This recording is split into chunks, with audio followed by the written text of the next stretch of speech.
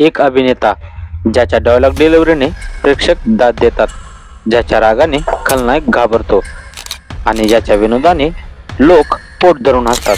हो, मी बोलतोय विश्वनाथ दिनकरराव पाटेकर उर्फ आपले नाना पाटेकर यांच्याबद्दल.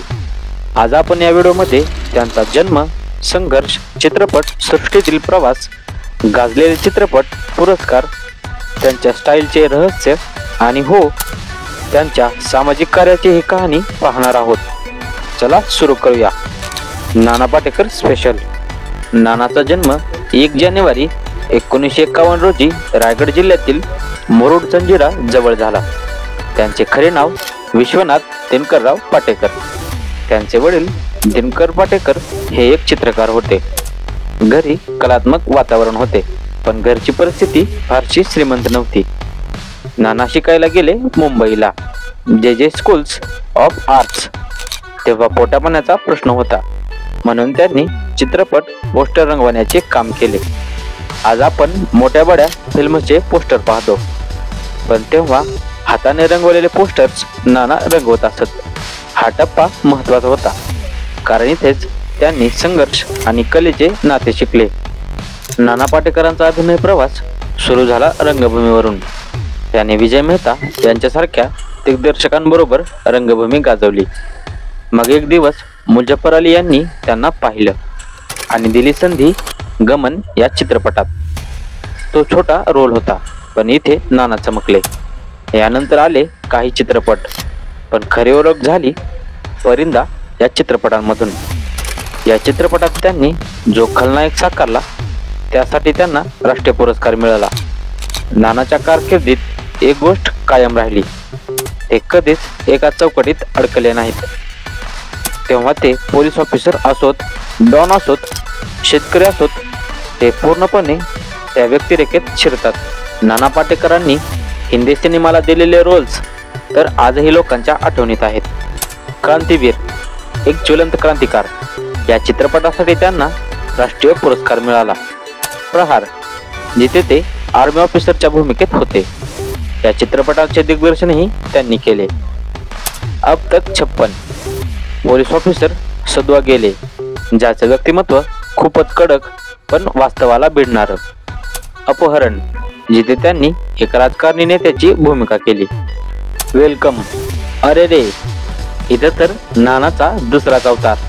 उदय भाऊ, एक डॉन, पण त्यांच्यातला विनोद लोकांना भलताच आवडला. नानांची ही बहुमुखी प्रतिभा त्यांना वेगळं बनवते.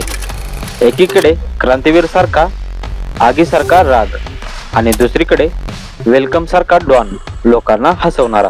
नानांनी मराठी चित्रपटातही तितकीच कामगिरी केली. पार्टी, सिंहासन सुरुवातीचे प्रयोगशील चित्रपट.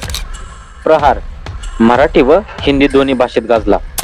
नटसम्राट, इथे त्यांनी गणपतराव बेलवरकर ही व्यक्तिरेखा जिवंत केली.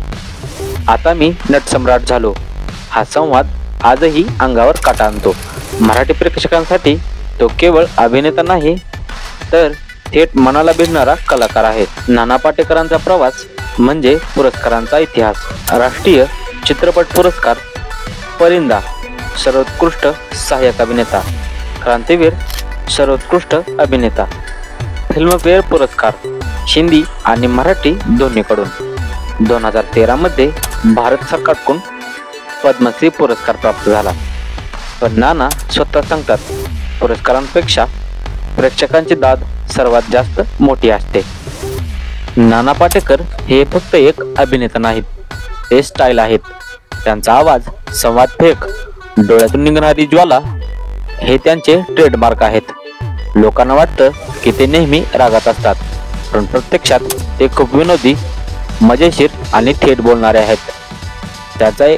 त्यांच्या एका मुलाखतीत त्यांनी सांगितलं, मी अभिनय करत नाही, मी तो माणूसच होतो. आणि खरं म्हणूनच त्यांच्या भूमिका इतक्या प्रभावी वाटतात. फक्त पडद्यावरच नाही, तर नाना पाटेकर प्रत्यक्ष जीवनातही हिरो आहेत. त्यांनी मकरदानासपुरे सोबत नाम फाउंडेशन स्थापन केली, ज्या संस्थेतून शेतकऱ्यांसाठी, दुष्काळग्रस्त गावांसाठी, आत्महत्या केलेल्या शेतकऱ्यांच्या कुटुंबासाठी मदत केली जाते. ते म्हणतात, आपण कलाकार आहोत म्हणून समाजापासून वेगळे नाही. समाजाने दिलंय ते परत करायचं. त्यांच्या या कामामुळे नाना फक्त अभिनेता नाही तर खराखुरा माणूस म्हणून ओळखले जातात. नानाचं वैयक्तिक आयुष्य साधं आहे.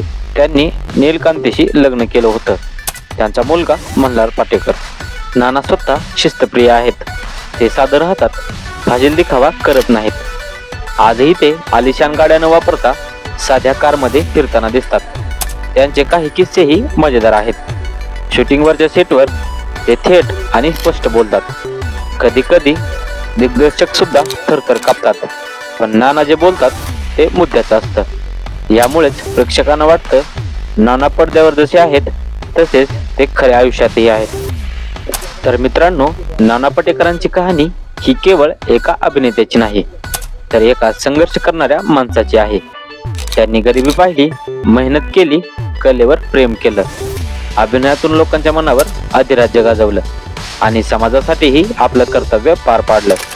आज नाना पाटेकर म्हणजे अभिनेता, दिग्दर्शक, समाजसेवक आणि एक प्रेरणा. आपण सर्वांनी त्यांच्याकडून शिकायचं म्हणजे प्रामाणिक राहा, मनापासून काम करा आणि समाजासाठी काहीतरी द्या. तर हा होता प्रवास नाना पाटेकरांचा. जर तुम्हाला व्हिडिओ आवडला असेल तर लाईक करा, शेअर करा आणि चॅनेल सबस्क्राईब करायला विसरू नका.